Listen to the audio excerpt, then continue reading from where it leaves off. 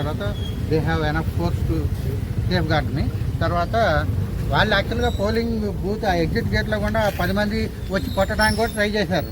కానీ నేను లోపల నుంచి టవర్ బోల్ట్ వేయటం, ఇంకో అమ్మాయి అదే లాక్ వేయటం కూడా జరిగింది. లోపల 8 మంది ఆల్మోస్ట్ 10 మంది దాకా ఉన్నారు. వాళ్ళు ఎవరో గుర్తుపట్టగలరా? గుర్తుపడతాం. పేర్లు ఏమన్నా తెలుసా? తెలీదు. పేర్లు తెలీదు, మనుషులు చూస్తే గుర్తుపట్టచ్చు.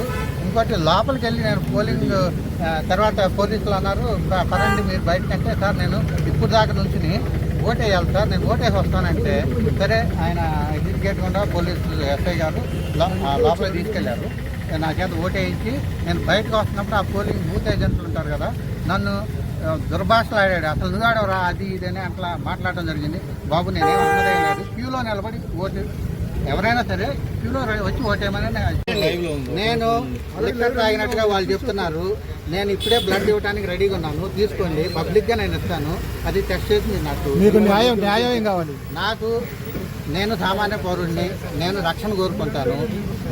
నన్ను రక్షించవలసిన వాళ్ళే, నాకు ప్రొటెక్షన్ ఇవ్వాల్సిన ఒక ఎమ్మెల్యే ఈ రకంగా దౌర్జన్యాలు చేసి మమ్మల్ని చేస్తామంటే అది పద్ధతి కాదు. దానికి ఆయన్ని ఎటువంటి అంటే మీరు చేయగలుగుతారో మీరు చేయండి. 10 మంది కలిసి కొట్టిన ఎమ్మెల్యే కూడా మళ్ళీ కొట్టాడు. అది అందరూ కాల్తో అంతటా ఇదో చూడండి, మీకు కొంచెం సీత కూర్చున్నారు. ఓకే